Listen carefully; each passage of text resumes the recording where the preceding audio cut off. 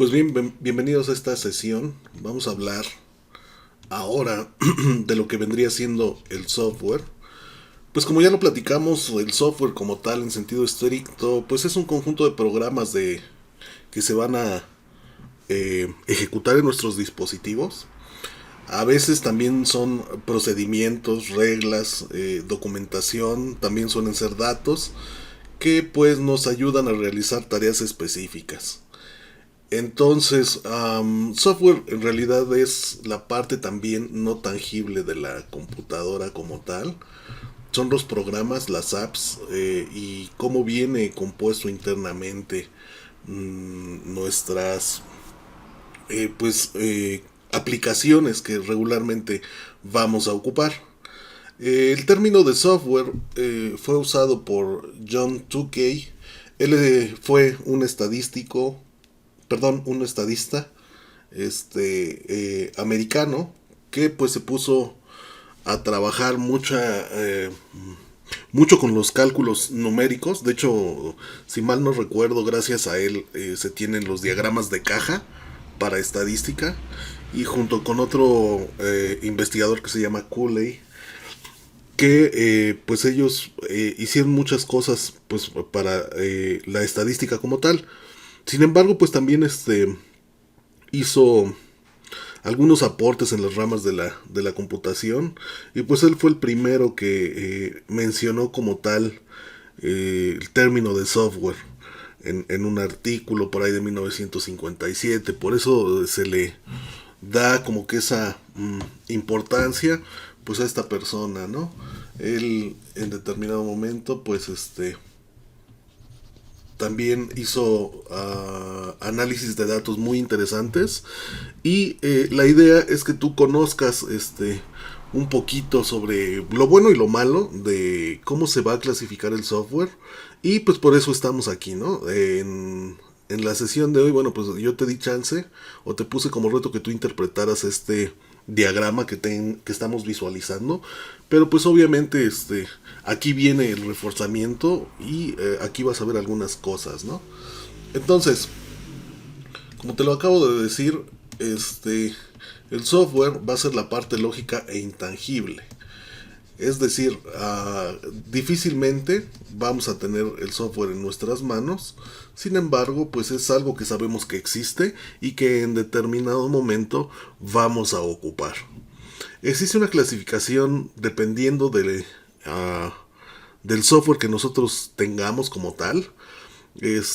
Aquí, bueno, es un tanto, ¿cómo decirlo? Pues no compleja, más bien en ocasiones una app, una aplicación puede caer en diferentes clasificaciones de software. Eso es pues relativamente normal, en el sentido de que pues a veces se toman pues diferentes modelos de sistema o de aplicación que vamos a trabajar. Entonces vamos a hablar un poquito de ellos, vamos a hablar un poco de esta clasificación.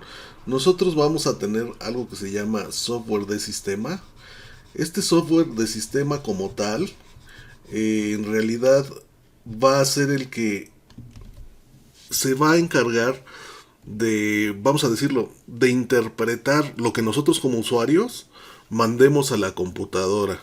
¿Alguna vez te has preguntado por qué cuando mueves el mouse de tu computadora es inmediata la reacción de el puntero?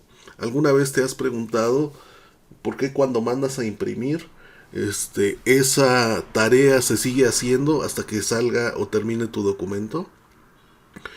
En realidad el software de sistema es esta partecita que nosotros no conocemos, porque en realidad difícilmente nos metemos tanto con el software de sistemas operativos, por ejemplo, pero es el cómo la computadora va a interactuar con sus diferentes dispositivos para que tú, cuando pongas control P imprimir, interprete esa instrucción y te saque la ventanita de que, ok, este, el usuario quiere imprimir.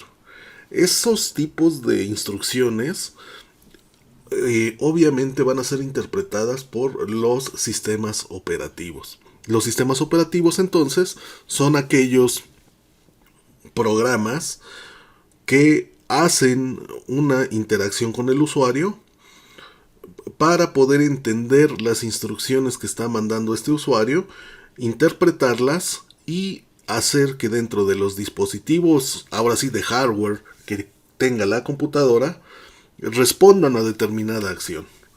Entonces, unos de los sistemas operativos que seguramente conocemos, y que es el de mayor uso y es el monopolio más grande que existe en cuanto a sistemas operativos, bueno, pues es Windows, ¿no? Lo estoy marcando aquí en color rosa.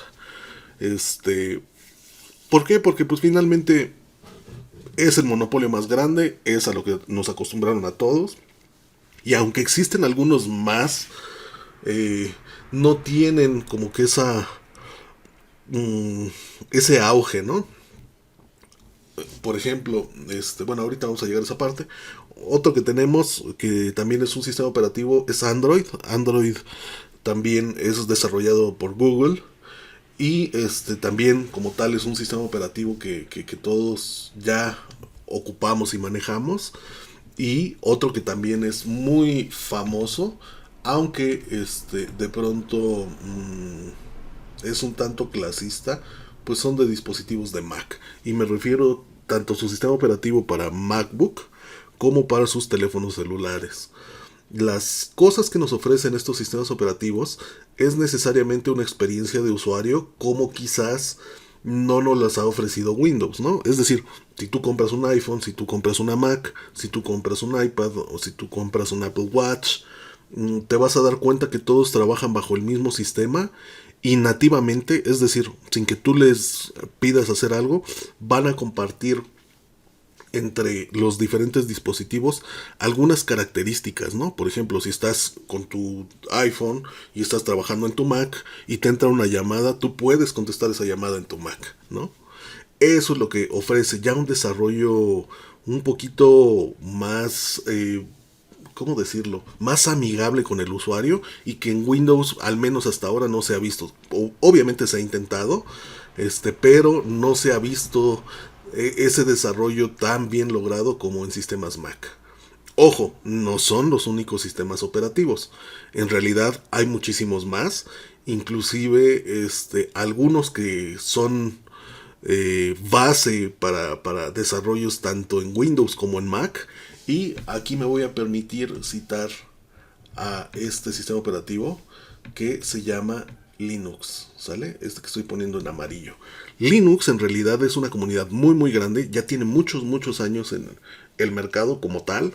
Hay muchas distribuciones de Linux, está SUSE, está Red Hat, está Fedora, está Ubuntu, está Ubuntu, está Kubuntu.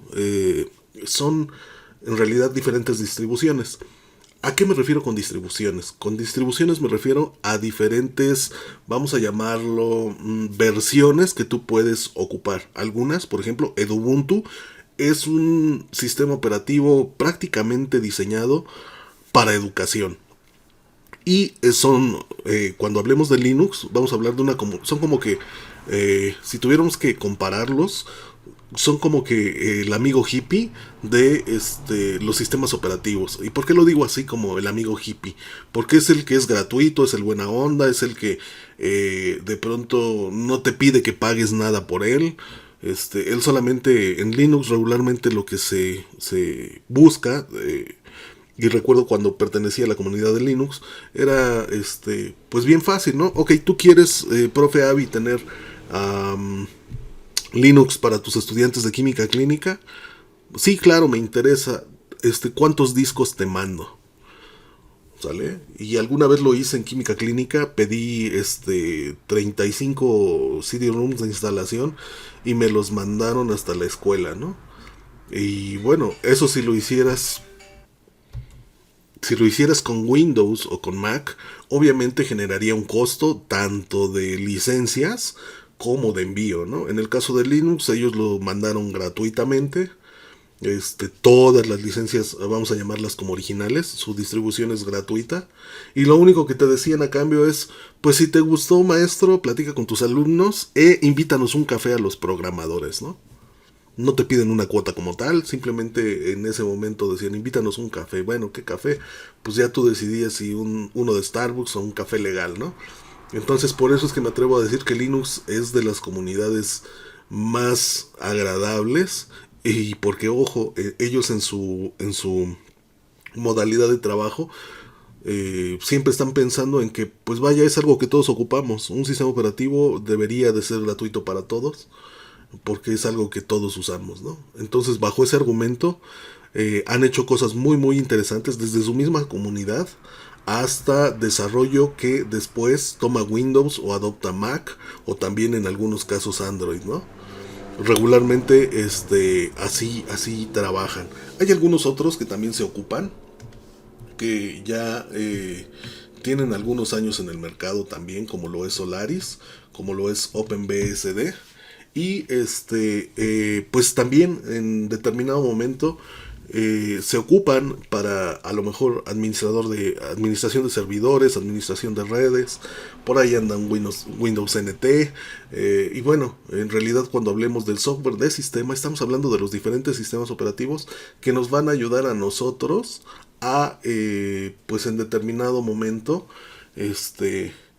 trabajar con los diferentes hardware. Ojo, por ejemplo, en el caso de Mac, Mac es súper, ¿cómo llamarlo? Súper especial con su hardware. A diferencia de Windows, que prácticamente tú puedes ensamblar una computadora como lo hiciste en la sesión pasada. En el caso de Mac, Mac solamente reconoce algunos dispositivos de hardware con los que han salido sus computadoras. Si tú quieres ampliar un disco duro, por ejemplo, en cuanto a debes de fijarte que ese disco duro sea compatible con Mac, porque no todos lo son. Entonces, obviamente hay diferentes entornos. En el caso de Linux, regularmente están los programadores y diseñadores actualizando constantemente para que sea compatible. Entonces hay que tener cuidado en esa parte. Y bueno, ahora vamos a pasarnos a este software. Este software de programación, en realidad, es muy muy interesante hablar de él, porque en este software es cómo se van a hacer los programas informáticos. Ojo, el de programación, como su nombre lo dice, nos va a ayudar a crear aplicaciones. Hoy en día ya es bien fácil agarrar y decir, bueno, vamos a construir un sitio web, y hay aplicaciones como Wix, por ejemplo, que te dicen no necesitas ser programador, solamente vas a arrastrar lo que tú necesites y vas a poder generar una página web. Ese podría ser, entre comillas, una aplicación de programación, ¿sale? Sin embargo, ya hablando de manera más seria, de manera más formal, pues nosotros vamos a tener diferentes herramientas para los diferentes entornos o sistemas operativos, porque por ejemplo, un archivo ejecutable que todos conocemos en Windows no va a funcionar ni en Android ni en Mac, ¿sale? Y a la inversa, ¿no? Un ejecutable de Mac, del entorno de Apple, si mal no recuerdo, terminan con su extensión .tar, .gz, jamás vas a poder correrlo en Windows. Lo mismo con Linux. Tienen diferentes sistemas de archivo, de tal suerte que cuando traes por ejemplo, un virus, a Mac OS o a Linux, no te lo reconoce como tal, porque no se va a ejecutar, ¿no? Entonces hay que tener en cuenta esa estructura de archivos. Pero cuando hablemos entonces de software de programación, pues estamos hablando de las diferentes herramientas que nosotros vamos a encontrar. Por ejemplo, Microsoft Visual Basic, o bueno, hasta hace unos años era Visual Basic, ahora es Visual Studio.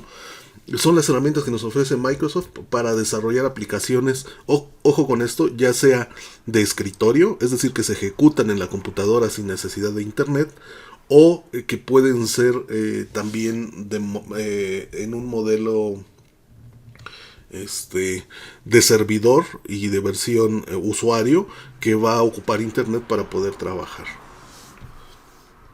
Por ejemplo, aquí nosotros tenemos .NET, que .NET es prácticamente programación web. y también es de Windows. Tenemos Eclipse, tenemos NetBeans, entre otros, ¿no? Es muy amplio hablar de todo esto de desarrollo de programas, porque, pues, por ejemplo, aquí nos faltaría C++, nos faltaría Java, nos faltaría HTML, por ejemplo, ¿no? Para hacer páginas web, nos faltaría PHP para hacer programación orientada a objetos. Entonces es muy amplio y obviamente pues la idea es que sepas de qué estamos hablando. Tú, desde mi punto de vista, no creo que te especialistes como tal en algún lenguaje de programación, pero por cultura general, pues sí es bueno saber qué es lo que nos ofrecen, ¿no? Y bueno, ya para terminar con esta clasificación, pues nosotros también vamos a tener esto que estoy iluminando, que se llama software de aplicación. Entonces, bueno, lo que hablábamos hace un segundo era sobre cómo hacer los programas. Ahora que ya tenemos los programas, ¿qué va a suceder? Bueno, pues el software de aplicación son todas las, pues el desarrollo que se ha hecho a través del software de programación para tener una aplicación o un programa como tal. Dentro de este software de aplicación, nosotros podemos reclasificarlo de aplicación general y de aplicación específica. Voy a empezar con el de aplicación general. Regularmente, y la mayoría de las empresas que desarrollan software y que son muy grandes, ya tienen algunas suites o algunas series de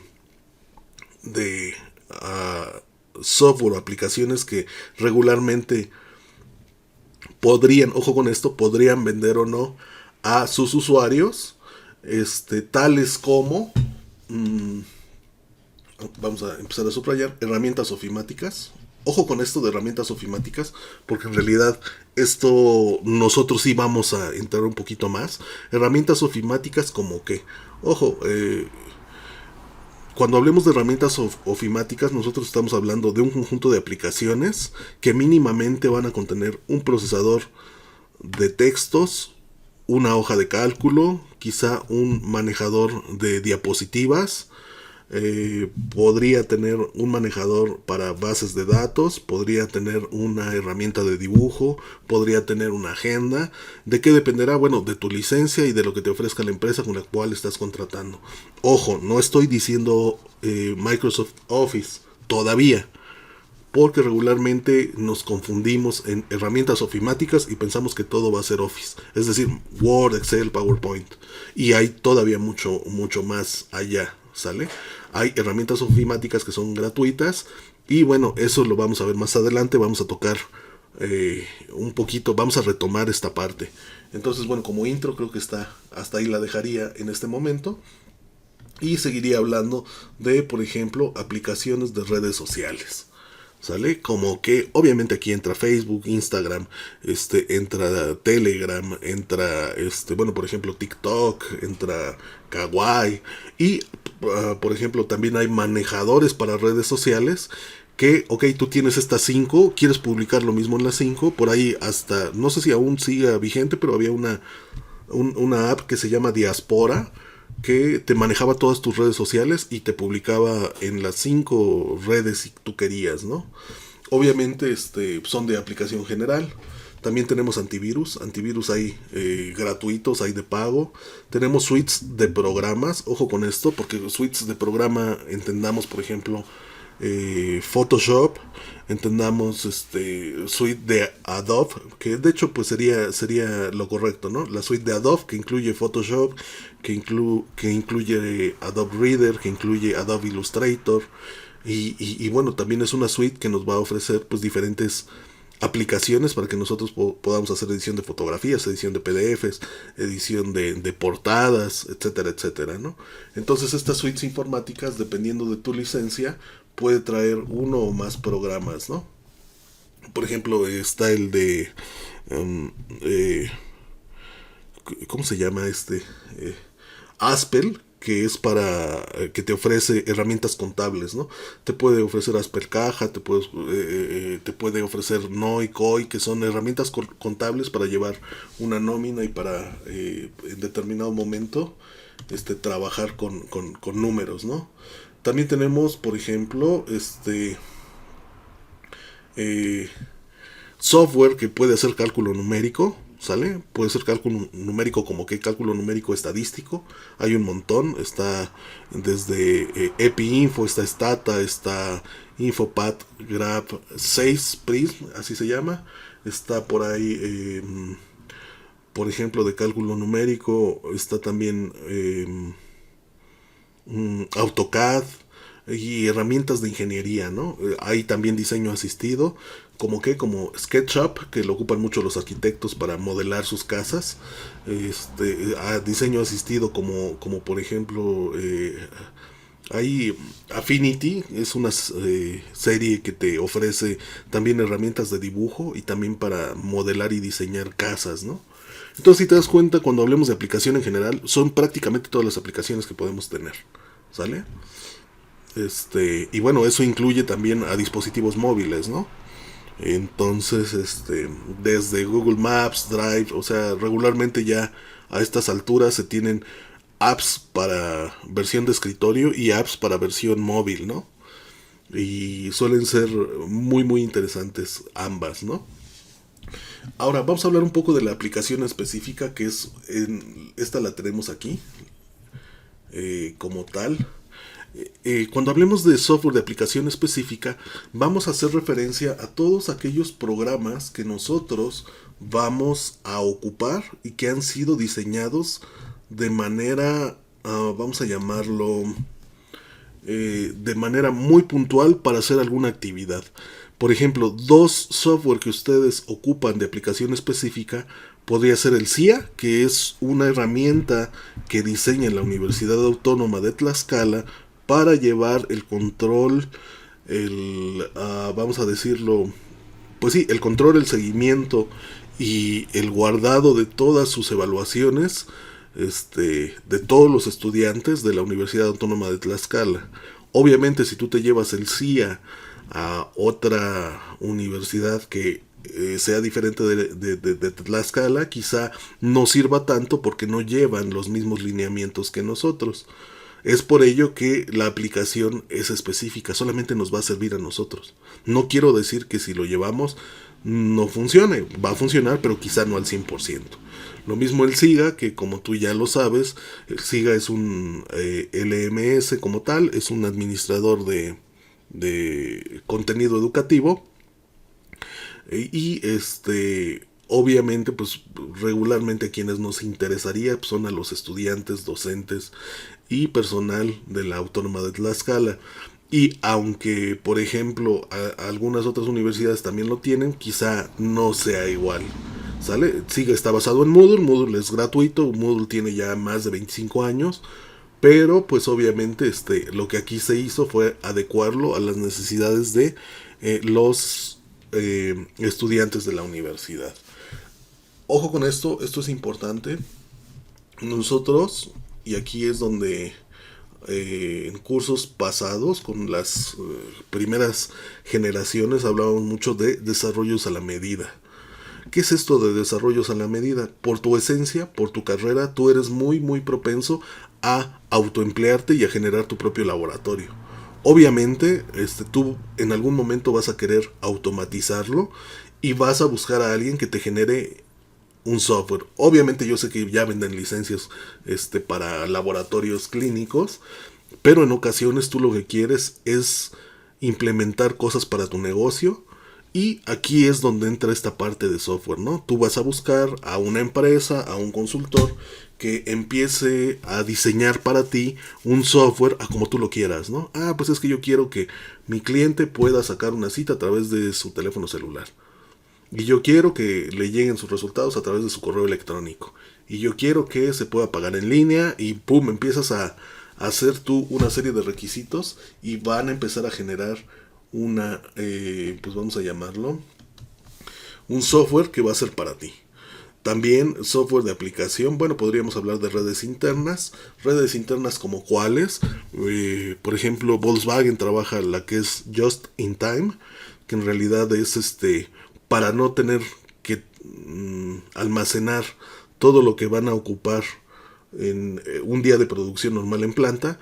Ellos ya saben cómo va a estar su día, ¿no? Pues hoy vamos a hacer 20 autos blancos, 20 autos azules, no sé, 10 negros, va a ser tal modelo, van a ser de volante del lado derecho, y entonces ellos ya saben qué es lo que van a hacer, de tal suerte que en estas redes internas, en el momento que están ensamblando un auto que va a ser de lujo, van a llegar los rines para ese carro que es de lujo. Obviamente es una logística, obviamente es un software súper preciso, y es por eso que en ocasiones se hacen paros técnicos. Pues si no se tienen los materiales, a veces es mejor dejar de hacer producción a intentar cambiar todo eso, ¿no? Ok, esperamos al proveedor, casi no pasa. Volkswagen sí es muy, ¿cómo llamarlo? Es muy duro con sus proveedores, de tal suerte que si hacen parar la planta, se lo cobran a sus proveedores. Y ese es un software de aplicación específica como tal. Otro software de aplicación específica es el que tienen los diferentes, vamos a decirlo así, aparatos o equipos médicos que se tienen. ¿Sale? Es por eso que a veces el mantenimiento y el poder hacer funcionar los equipos que se tienen, por ejemplo, en la Facu, se tiene que marcar necesariamente al proveedor. ¿Sale? A veces, alguna vez me ha tocado trabajar junto con mis compañeros de TIs en los equipos, pero mayormente lo que buscan es que lo vea el técnico que es especialista en el que vendió pues ese aparato, ¿no? Entonces, porque pues obviamente tiene su programación, tiene su manera de trabajar, y bueno, pues de eso se trata, ¿no? A grosso modo, esta sería la parte bonita de lo que viene siendo el software como tal. ¿Sale? Todo lo que estamos poniendo de este lado. Eso es lo que debes de aprender como que por cultura general. Y bueno, vamos a ver del lado derecho lo que está en color naranja, que pues es la parte quizá no tan agradable del software, pero que finalmente también pues implica el que se debata o se platique de él, ¿no? Lamentablemente, y por decirlo de algún modo, el software también es usado para cometer algunos ilícitos, y bueno, ilícitos lo dejo entrecomillado, porque pues obviamente hay gente que de pronto busca programar y hacer aplicaciones que ayuden a hacer cosas no tan éticas. Y como que, bueno, pues podemos empezar a hablar de virus, ¿sale? Podemos empezar a hablar de phishing, que phishing en realidad es suplantación de identidad, y scamming, que es cuando nosotros vamos a robar datos, ¿no? En algunos casos, y yo recuerdo los primeros virus que de los cuales se hablaba, muchos eran por ego. ¿Sale? Uno de los primeros virus que recuerdo que hubo es uno que se llamaba Natas. ¿Sale? Fue de los primeros, y lo hizo un programador que pues quería ver qué pasaba y qué tanto podía propagar su software finalmente. Y se volvió muy famoso porque si lo volteamos, se lee así, ¿no?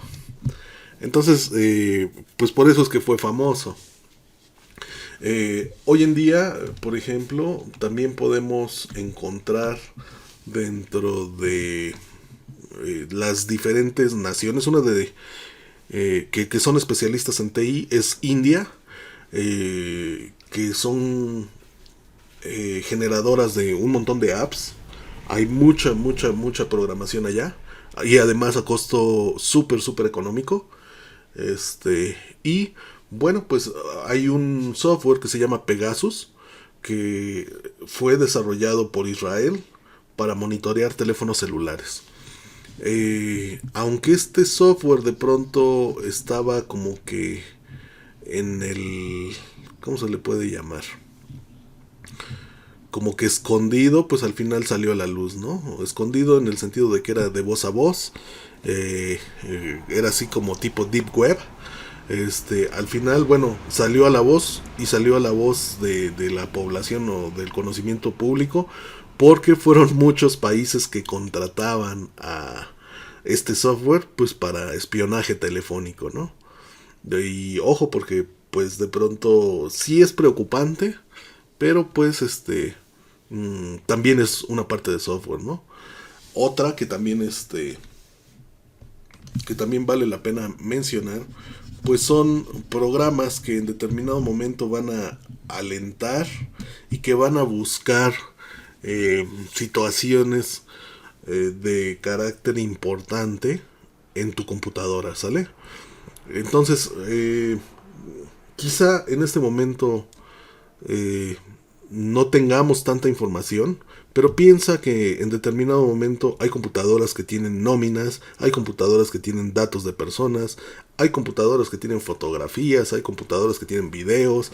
eh, Quizá tú en este momento, si, y hablando académicamente, si ya estuvieras por egresar, ¿cuánto pagarías por recuperar tu tesis, no? Te aseguro que este si alguien se llevara esa información y te dijera, oye, quizá pueda devolverte tu tesis, te va a costar tanto, sin problema lo pagarías, ¿no? Lamentablemente, bueno, pues hay gente que eso hace, que a eso se dedica, hay muchos que buscan engañarte, principalmente con tu tarjeta de crédito, pues para hacer un mal uso de ella y tomar beneficio, ¿no? Y estamos hablando de ganancias que sí suelen ser multimillonarias, en el sentido de que, ok, hola, ¿sabes qué? Se generó un cargo, soy de tu banco, necesito que me pases los datos y pum, te vacío tu tarjeta, ¿no? Entonces hay que tener mucho cuidado, finalmente sí hay software que, aunque fue diseñado inicialmente como algo bueno, pues se ocupa para hacer cosas no tan buenas, ¿no? Y bueno, pues con esto terminaría como que la parte de software. Y ahora quiero darte un plus valor desde el punto de vista de que hemos hablado sobre qué es el software, cómo se clasifica, algunas ejemplos de tanto software de sistema, de programación, de aplicación, la parte mala del software, pero quiero para esta sesión darte un plus valor de ver cómo es que se genera el software, ¿sale? Entonces déjame cambiar de diapositiva y regreso en un segundo.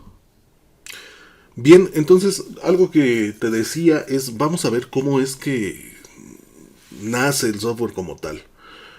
Regularmente, con lo que vimos en el mapa anterior, quedaría como dado por visto el tema. Sin embargo, considero importante el compartir contigo el día de hoy esta partecita de cómo nace el software, ¿sale? Regularmente, eh, siempre, la mayoría de aplicaciones y de programas nace de la necesidad de algo, ¿no? Entonces, y para poder llegar de manera adecuada a generar un software que valga la pena implementar, lleva una serie de pasos, los cuales son de mucho valor al momento de empezar a diseñar una aplicación como tal, ¿no? Lo primero que se debe de hacer, independientemente o algo que a nosotros nos enseñan en las universidades, es que cuando vamos a generar un software como tal, con lo que debemos de comenzar antes de toda esta serie de pasos que tú estás viendo acá abajo, es hacer un análisis del problema.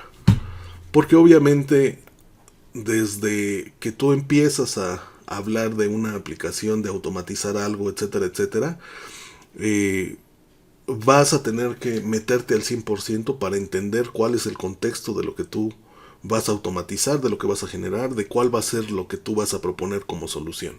Y eso se hace muy fácil. Como informático, lo que debes de hacer es acercarte a tu usuario y decirle qué quieres, cómo lo quieres. Y ojo, está mal que lo diga, pero pues regularmente esto lo enseñan en la escuela y nos dice, tú debes de partir de que tu usuario no sabe nada, ¿no? Aunque tu usuario sepa.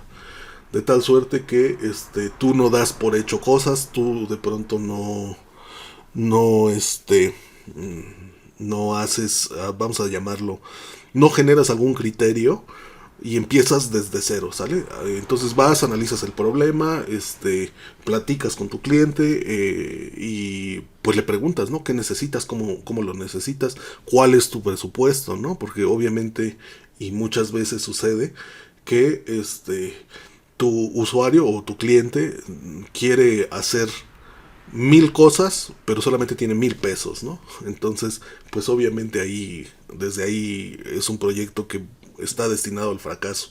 No porque tú cobres muy caro, sino porque evidentemente hay desarrollos que suelen ser más o menos caros dependiendo de su lenguaje de programación. Y ahorita vamos a llegar ahí, ¿no? Entonces, lo primero es eso, hacer un análisis del problema, buscar algunas posibles soluciones. Ok, tú lo que quieres es que recibir pagos. Perfecto, lo podemos hacer vía transferencia electrónica con clave. Puede ser a través de a lo mejor algún dispositivo que ya venden en el mercado, como alguna terminal bancaria, como un clip, como no sé, Mercado Pago, por ejemplo, ¿no? Entonces das posibles soluciones, ¿no? También algo que después de ese análisis se llega a hacer es empezar a diseñar algoritmos. Entendiendo que estos algoritmos como tal, van a tener lo que platicábamos hace un par de sesiones, ¿no? Una entrada, un proceso y una salida, ¿sale? Y estos algoritmos todavía no se van a programar, en realidad solamente se van a pensar y se van a anotar quizás en papel, en un pseudocódigo y después pasarlos a diagramas de flujo. ¿Por qué? Porque es importante o porque toma mucho valor. Porque obviamente todavía no estás programando nada, todavía no estás pagando a un diseñador, a un programador, todavía estás viendo las posibles soluciones que vas a tener y te da la oportunidad de que tú puedas escoger las mejores y que puedas elegir cómo vas a trabajar con necesariamente esas posibles soluciones. La siguiente que pues suele ser muy de mucho valor es prácticamente las dos anteriores, pero ahora sí, ¿no? Diseño de algoritmos aplicados a problemas, ¿sale? Eh, Quizá no entiendas mucho de esta parte, pero es muy sencilla su interpretación, más no su aplicación, ¿sale? Ok, yo ya tengo los problemas, yo ya tengo pseudocódigo, diagramas de flujo, pues yo puedo ver cómo voy a trabajar, ¿no? Por ejemplo, hay uno que se llama algoritmos voraces, que voy a pasarme ahora a esta laminita que tenemos acá, ¿no? Que son ya en la aplicación, son diferentes algoritmos que pueden resolver el mismo problema, ¿no? Desde el cómo organizar datos, desde el cómo almacenarlos, si lo vas a hacer vía escritorio, si lo vas a hacer, o sea, ya empiezas a hacer un pequeño desarrollo como tal, ¿no? Bueno, pues de todos estos creo que el mejor para este problema va a ser ¿no? Y bueno, pues ya vas a empezar a meterte con algunas situaciones costo-beneficios, ¿no?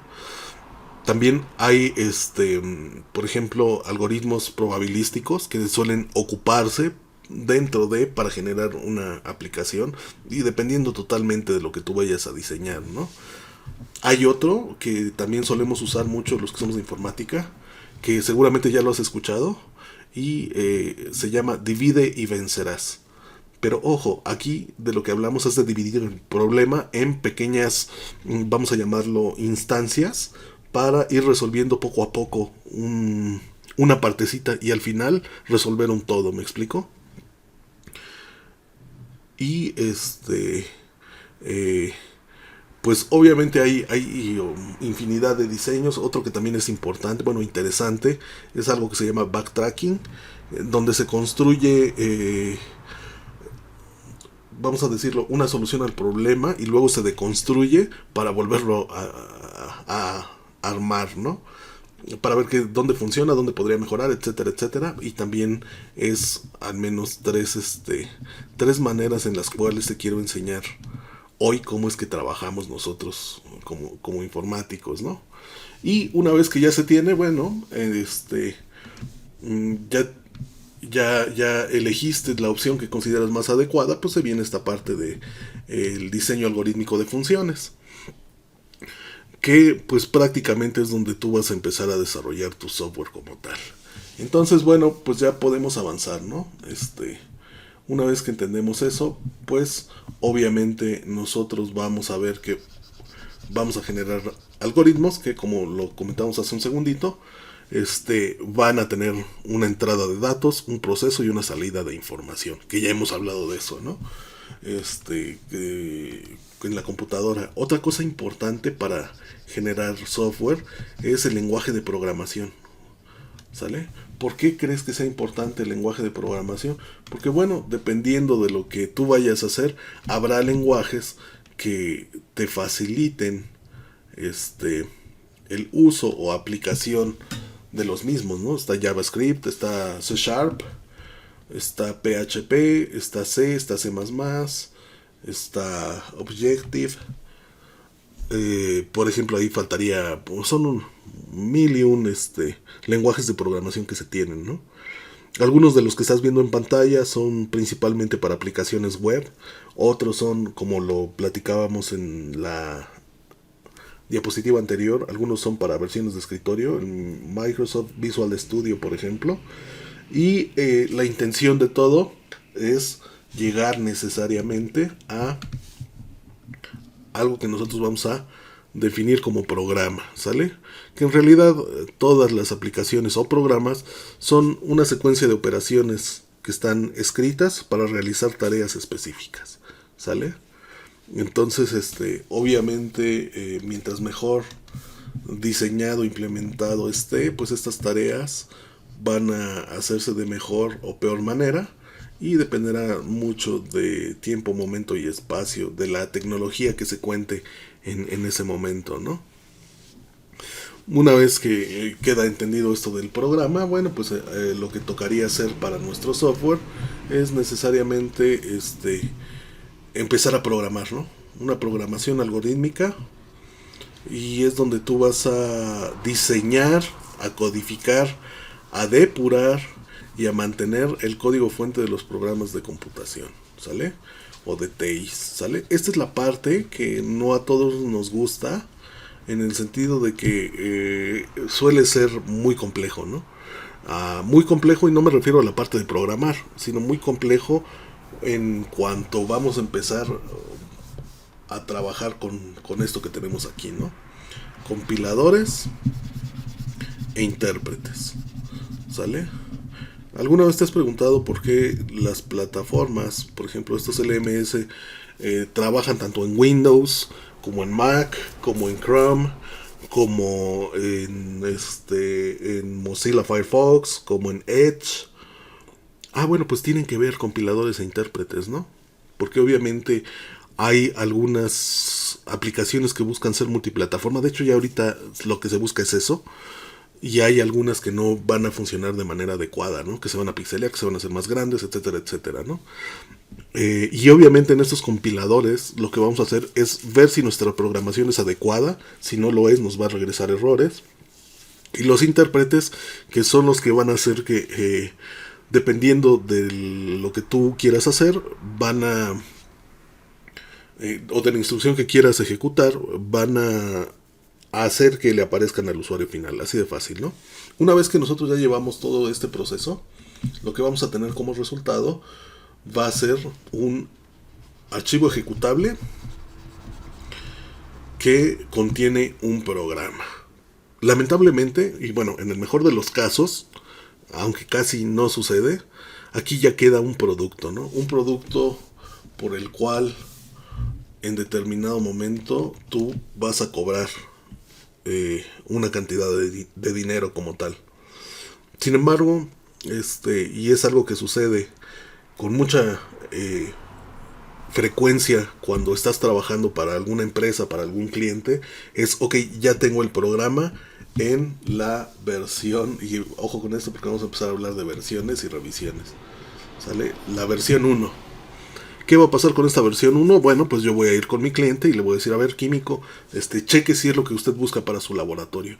Oye, no me gustó esta interfaz, tú me la pusiste rosa, yo la quería morada. Oye, no me gustó, que no me permite hacer esto y pum. A lo que tú considerabas un producto que ya estaba terminado, cuando nosotros estábamos aquí, lo que va a suceder es que una vez que lo empiece a revisar el cliente, pues quizá te lo eche para atrás y tengas que regresar nuevamente a este proceso, ¿no? Ok, vamos a cambiar el algoritmo, vamos a regresar a la programación, vamos a compilar, si no tiene errores, va a otra revisión y ahora vamos a tener la versión 2, ¿sale? O la versión 3. Y así es como pasa con el software, ¿no? La idea es que sea perfectible, en todo momento y que sea escalable. Esas son dos características que debe de tener el software en general, ¿no? Es decir, que cada vez sea mejor y que si el usuario ahora quiere, híjole, ¿sabes qué? Ahora me interesa, ahora voy a vender medicamentos, ahora quiero que me pongas un módulo de farmacia.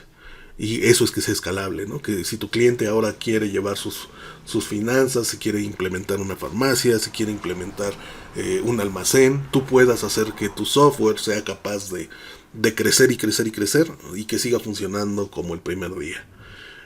Realmente así es como se hace el software y espero que con esto quede claro un poquito de cómo vamos a trabajar con esta parte. Pues sin más, hasta aquí vamos a dejar esta lección. Espero que haya sido de tu total agrado. Y pues sigue revisando tu clase del día de hoy, porque todavía hay algunos conceptos que vamos a tocar. Necesariamente hablar de software, como ya lo vimos. Algunos implican pago monetario, otros implican, por ejemplo, limitaciones en su uso. Y bueno, pues es lo que vamos a tocar un poquito, ¿no? Entonces, bueno, con lo que respecta a cómo se genera un software y qué es, con esto damos por terminado este video.